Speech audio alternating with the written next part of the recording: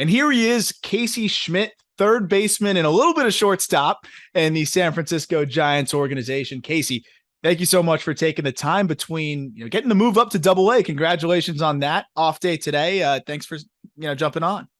Yeah, thank you. Thank you for having me. So first, congratulations on the bump up to Double. Obviously exciting, much deserved. You put up great numbers in High A. Kind of just take me through the emotions of that and how excited you are to get just one step closer here. Yeah, it's awesome that whenever you're able to move up a level, I think that's awesome. Um, I enjoyed my time in Eugene. It was a lot of fun, and we had an amazing team there, and I'm excited to keep it going here.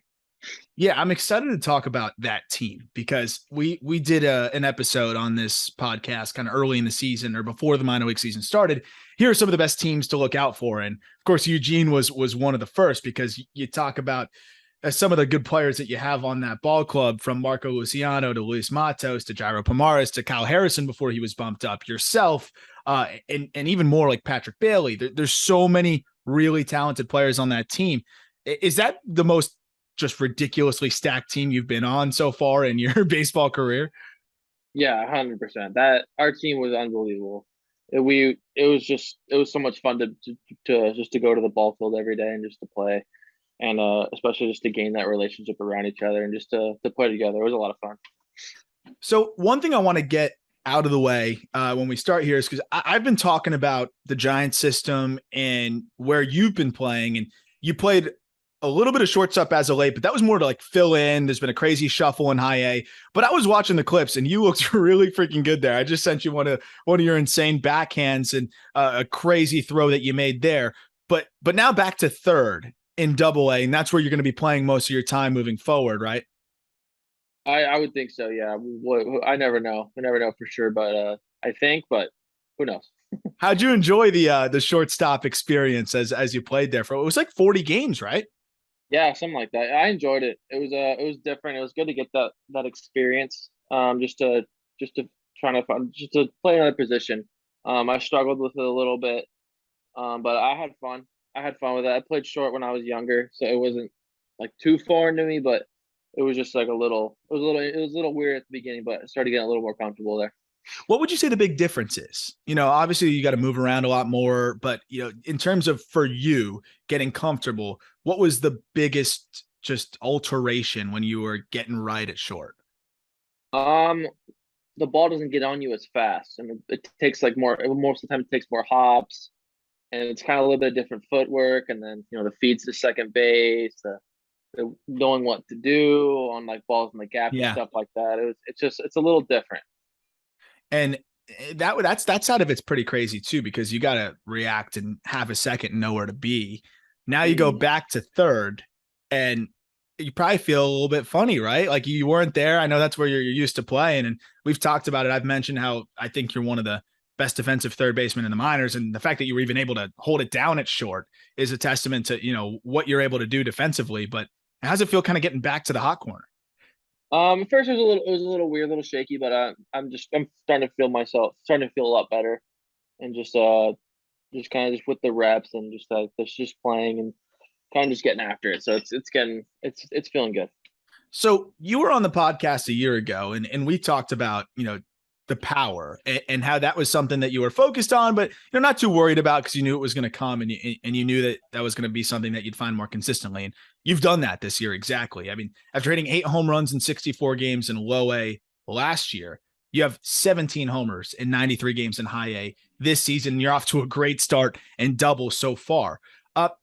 How did you tap in? Because it wasn't just the power. You're also hitting for better average. You're getting on base at a better clip. What would you attribute that to? Because sometimes guys focus on, adding more power. And as a result, you might have some swing and miss come with that. You've seemed to improve in every facet of your game offensively. Is there anything that you can really attribute it to? It was just me working with our coaches. I think they did an amazing job in holding me accountable and making sure that things that I'm doing with my swing are proper, and just kind of maintaining that like kind of direction that I was going in with my swing. Um, but yeah, one of my hitting coaches said, you learn to hit first, and then the power comes. So I feel like that's kind of where it was. But then going back to last year, it was last year. It was kind of a weird year for me. I was playing, doing good, then I get hurt. Like I got hurt. I got hit in the face, Oh, and then missed some time. Started feeling better again at the plate once I came back, and then I was hitting the wrist, and then I was done for the year. oh wow. So yeah, so it was an interesting year. It was pretty frustrating for me not to be on that field, especially when they were in the playoffs. But I got to watch it. So I think that's the thing too with the minor leagues is not everything is out on in the open. So you don't know, what injuries guys are dealing with or whatever. You just see the stat line at the end of the year and you don't really know what went into that. And so the wrist injury that pretty much shut your season down. And that's something that's hard to come back from as well, right? So I mean, even if you had time to get back, that's something that kind of hampers your swing. But this year overall too, you talk about some of those swing adjustments. Can you get into some specifics about what you've really focused on with your swing to kind of tap into not only the power but also the consistency as well? yeah, just making sure I'm swinging at good pitches, staying on a proper routine. I have this routine that I've been doing all year. Really gets me prep before the game. What I got to do. What I'm feeling with my swing. If I'm feeling like I'm underneath everything, then I'll get with the coach and I'll do the machine on a certain proper way. So I think those little things are really helping me in, keeping my swing, compact, I guess. And so what's your thought there? You talk about like compact, like do you have a cue or a thought to kind of stay on the right track with your swing as you try to go through the season? Yeah, I mean, I try to keep it as simple as I can. Um, I'm just trying to hit something hard. So I just try to do that, and I feel like it's been working a little bit for me. But there's definitely, things I still need to work on as well. And what do you think some of those things might be? I think just staying consistent with my swing path, swinging at good pitches, and not chasing, certain pitches. And you get the bump up to double. It's early. You start on the road, but really hit the ground running there where you're hitting 400 through your first 5 games, which is your 8 for your first 20 at that level.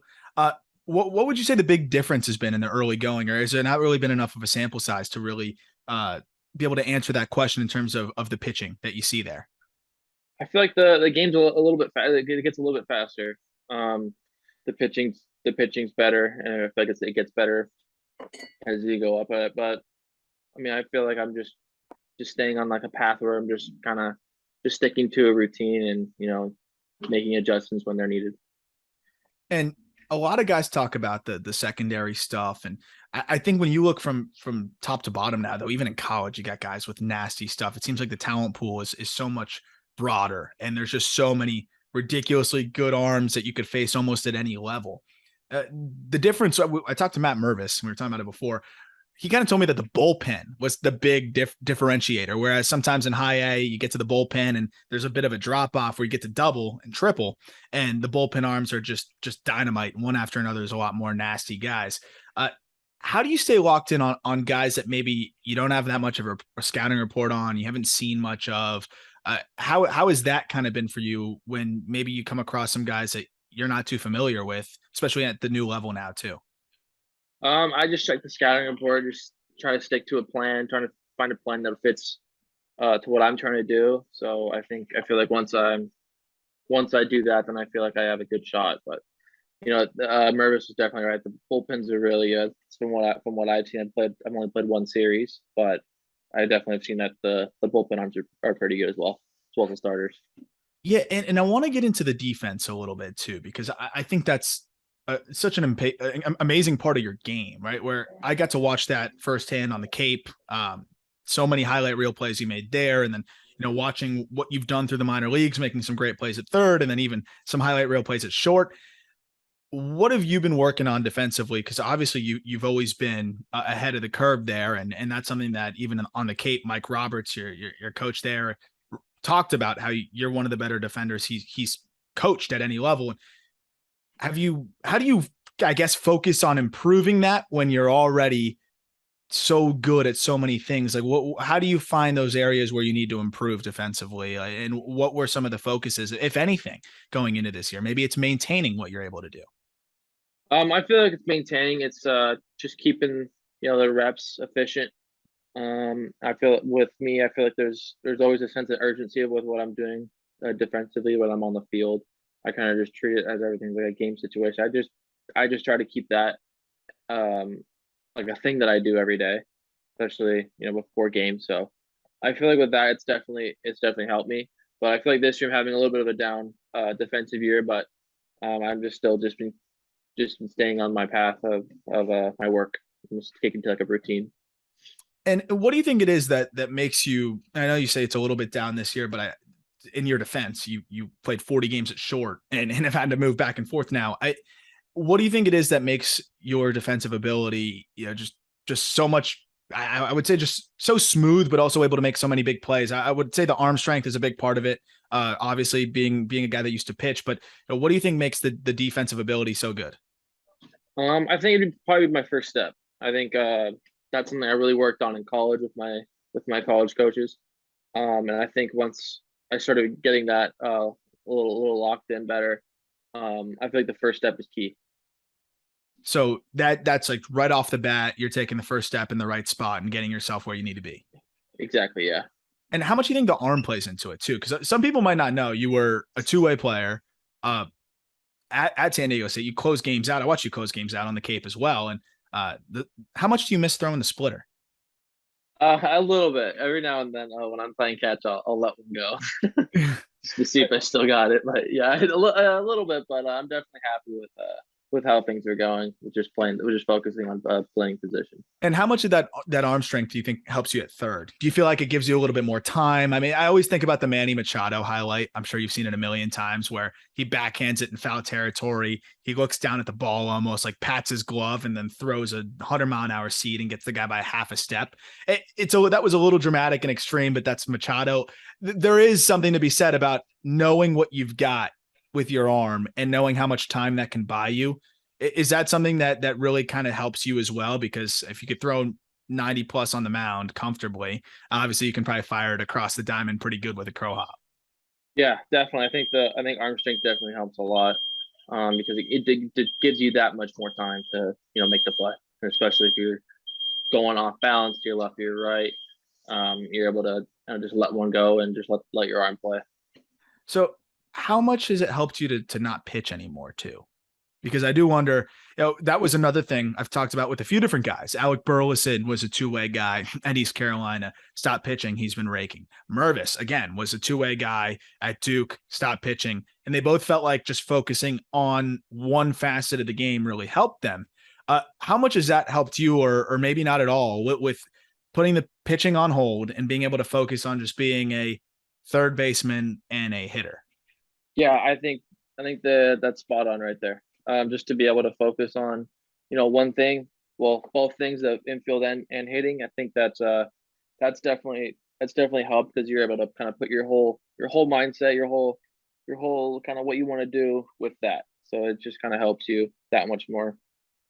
Is there a player that you've looked up to or wanted to emulate through your years? Obviously now professionally it's a little bit different. It's more of you pick and choose guys that you appreciate what they do. But was there a third baseman growing up that you really enjoyed, or who are the guys maybe now that you even watch and say, I like what he does here, I like what he does there, and try to maybe pick some of those things out? Yeah, definitely. When younger, it was Evan Longoria. Mhm. Definitely one of my favorite players to watch.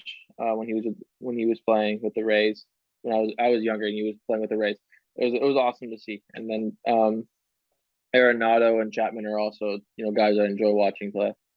Yeah, of course. I figured you'd bring in the defensive third baseman into the equation too, of course. And Arenado, human highlight reel, and Chapman, same thing as well.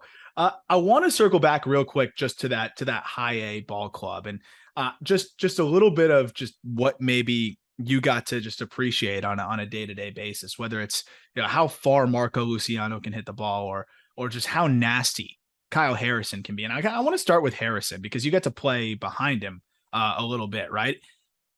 What was that like? Because I don't know if I've seen very many pitchers in the minor league strike out more guys as a starter than Kyle Harrison has. I mean, do you almost get bored out there sometimes? I felt like there was stretches of innings where legitimately nobody puts the ball in play. Either it's one of those things where he was just dominating dudes. What was that like from just being right next to him in the infield? Yeah, he's awesome. I love watching him pitch. He's an amazing person too. Um, yeah, he makes it look so effortless. Yeah. Makes it look so effortless. There we go. When he's throwing he's a very very good. And he's disgusting on the mound. I really enjoy watching him throw. From that perspective, what is it that, really stands out? Is it the ride to the fastball, the life that it has, or, what is it that really stands out? The changeup's obviously really good too. You probably get a good seat there to see what he's doing. What is it that stands out the most to you? I think it's everything. I feel like he can really throw his pitches wherever he wants. He can throw them in any count, and he's an uncomfortable at bat for a lefty and a righty. And then I got to ask you about Marco Luciano. You get to share the left side of the infield with him, and right, for how young he is and what he's done as a teenager, now 20 years old, the power is crazy. What is it like watching that guy hit the baseball in batting practice? It's unbelievable. It comes off his bat differently. He's awesome to watch, and he's an amazing teammate. Where does he rank in terms of just impressive BP displays that, for teammates that you've played with? Yeah, he's 100% up there with yeah, without a doubt. Who else would you throw up there? With people that I played with, I would throw Mervis up there. Yeah. I'd 100% throw Mervis there. Toribio launches balls. Does he? Yeah. Sweet swing too. Yeah. So moving into Double A now, and obviously you're off to a good start. You have your first home series underway. What is your big focus to just kind of continue doing what you're doing, but also find those areas where you can improve? What has there been any advice that's been given to you as making the big jump to the upper levels? Has there been any anything that you've really tried to hone in on and focus on mentally, physically, or anything as you make the big jump? I think for me, it's just sticking to my routine, making sure I'm doing things that I need to do to get myself ready for the game, and then also sticking with a positive mindset. I think that's 100% helped me a lot. And then you said it right there, is just to learn from mistakes that you've made and just to keep going. Are you comfortable sharing some aspects of your routine? Yeah, it's just machine hitting, flips, just like that, those kind of things, and making sure I'm doing my infield work, my drills, and I just do those things every day. For some young infielders, what's some tips maybe for defensively? I think that because that's one area where I don't know if there's enough talked about there, and there's a lot of nuance there. What's some tips that you would give to a young infielder on how they can continue to improve defensively and things to work on and focus on? I think just to continue to take reps, just work on everything, going to your left, going to your right, going forward, going coming backwards on long hops, and as well as working on your throws. I think if you're able to master those things, then you got a good shot of being a good defender. And for you now going up to the higher levels, how different do you think the ball comes off the bat? Is that something that you've talked to anybody about? I mean, even in double, you said the game's kind of quicker. At the hot corner, you got to kind of wear the brunt of it, as probably getting some of the hardest hit baseballs. You talk about having less time than shortstop to really react. Is that something that you've seen already in the early going, as maybe the ball coming off a bit different, and then getting up to the big league level? Is that something that you've maybe heard about, talked about? Have you talked to any guys that maybe have played the position at the highest level and picked anything from them? Yeah, I definitely already saw it this week. I've had a couple balls come at me that are just absolutely scorched. So I definitely have noticed a little bit of a difference of how it comes off. And all you can really do is just get yourself in the right spot, and you don't find yourself creeping back a step or a half a step at all, still playing the same spot. Yeah, I'm just trying to stay consistent with where I'm at. Play to the scouting report, making sure I'm in the right position. How much shifting goes into that in the minor leagues too? I mean, as how much do you have to kind of move around the diamond? Not really. I stay in the same general area, unless there's like a lefty up, then I'm kind of shifted over more. But for the most part, I'm kind of in the same area. How do you feel about that? Because and specifically, not that much to feel about with your situation because you're not moving that much. But we see some big league teams where I've seen Manny Machado play balls off the wall in right field. I know you're going to say you'll do, whatever it takes to help your team win. I know you're that kind of guy, especially, but as personal preference, how do you feel about having to move all over the diamond? And is that something that's kind of uncomfortable to a degree? Is it almost counterproductive? I think there's a really interesting nuance into shifting where we dive into the numbers, we talk about all those things, but what about the players that are playing way out of position and spots they're not as comfortable with? How is that for you if you have to play, maybe up the middle or, in shallow right? We've seen it all. How is that comfort wise? I haven't really played like an extreme shift, but I've definitely been like a little pushed up the middle, or shaded, up the middle more or back or whatever. But it's kind of it's tough. It's tough to Tough, right? kind of see that, because there's a lot of different like aspects that go into it. But it seems like there's a lot of times where just guys are just in spots where they're unfamiliar, and it just seems very, Yeah, very like forward and uncomfortable, almost counterproductive. like in right field. Yes, like I've said it. Like I'm not a ban the shift guy, but I don't know if I need to see Manny Machado playing balls off the wall and right. Like that just I don't know. There's just something wrong there that I just don't totally get. But a few more questions before we let you go. You talk about offensively staying consistent, and again, I can't emphasize enough how good you've been this year, and that's part of the reason why we've see you all the way at Double A now. Lefties versus righties. Is that something that's ever been, different for you? Do you feel more comfortable versus lefties? Is it pretty consistent both ways for you in terms of comfort level versus pitchers? I honestly feel comfortable against both. I see more. I think it's because I see more righties than I do see lefties, because there's not as many lefties as there are righties, but maybe there are. I don't know, but I feel like I see a lot of majority of my at bats are from a right-handed, but I feel comfortable with kind of how it goes. And also on the velo side, that's something that we see in the minor leagues now. I've talked to some big leaguers, and they're like, when I was in the minor leagues, we never saw guys throwing 98, 99, 100. Now it's pretty commonplace there. Mm-hmm. Is the machine work how you really start to dial in on the high end velo? How do you find yourself able to catch up to that and be able to pick up 100 miles an hour coming at you? How do you prepare for something like that? Definitely the machine. I think the machine has definitely helped me a lot, and because it helps with your reaction time. It helps you stay on pitches, and yeah, I think it's just more of like a repetition thing. The more and more you see it, the more, I don't want to say easier, because It's never easy. it's not easy, but I feel like it gives you a better chance. What do you think makes certain pitchers so difficult to hit? Is it the when we talk about pure stuff, right? That aside, like, is it the how similar certain pitches look out of the hand? Because that's the one thing. Machine work can get you right for that. But how do you develop the ability to recognize spin? Or, we talk about tunneling as such a big part of pitching today. I think that's part of what makes Kyle Harrison so good. How do you really get comfortable with that? And is that something that really differentiates pitchers for you? Like, what do you think makes a pitcher, if they have the same stuff, maybe a little bit better than the rest? Um, I guess tunneling would be a good way to put it. Because they can throw a 98-mile fastball away, and then come back with a slider that looks exactly the same, but it's not there. But it makes it tough. Like I said, I think the repetition. Oh my God, there's a wasp over here. So sorry. But I think the repetition, it definitely helps make it better.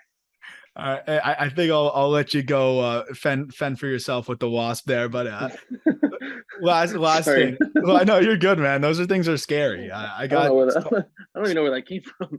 I just saw it slowly just flying towards me. all good, man. So you're in Richmond. They obviously have wasps there, but they also, it's a new team. How have you been getting acclimated there? You talked about how much you really enjoyed the high A group. There's some guys from that high A group in double, but obviously a lot of new faces, new environment. You mentioned before we started recording, you haven't really seen, that much of the area yet, but what's it like for a player just kind of picking up a place where you were for, multiple seasons? It wasn't a full consecutive year, but you were there for probably a year's worth of time, right? Or more. how does it, how do you pick up and not only go somewhere different, it's opposite coast, right? You go from Eugene, Oregon Yeah. to Richmond, Virginia. What was that all like for you? And how are you kind of getting acclimated there? It's definitely different because every time you get, I wouldn't say starting over because we see the same guys in spring training. I played with some of these guys in spring training. We're all on the same team for spring training, so it definitely makes it better that create good relationships with your teammates, and no matter who it is. And I think it's helped, but it's definitely a little different. You come to, like you said, I'm on the other side of the country from home, so it's a lot different. And you don't get to see your family, but you know these guys are your family, and it's awesome just to be able to kind of create that relationship with them. You're getting as close as you can get now, one step away from one step away. What's your focus as you try not to get ahead of yourself, but also vie for that opportunity to, maybe break into AAA next year and potentially debut sometime next year as well? Like, have you thought about that? How do you kind of manage that while staying excited, keeping your eyes on the prize, but without also, getting lost from the moment in the day to day? I think just being I have this, it's a little thing, just be where your feet are, and so I'm just kind Yeah. of focused on this now, and I'm just, whatever happens. I'm just go out here, just gonna try and do my best and just kind of work hard and help the team win. Well, I mean, doing your best has worked pretty well so far this year. You're having a great season. You're off to a great start in Double A. Excited to see that continue, and it's been fun keeping tabs. Casey, thank you so much for taking the time, man, and best of luck now in Double. Looking forward to seeing you finish the season strong. I appreciate it. Thank you for having me.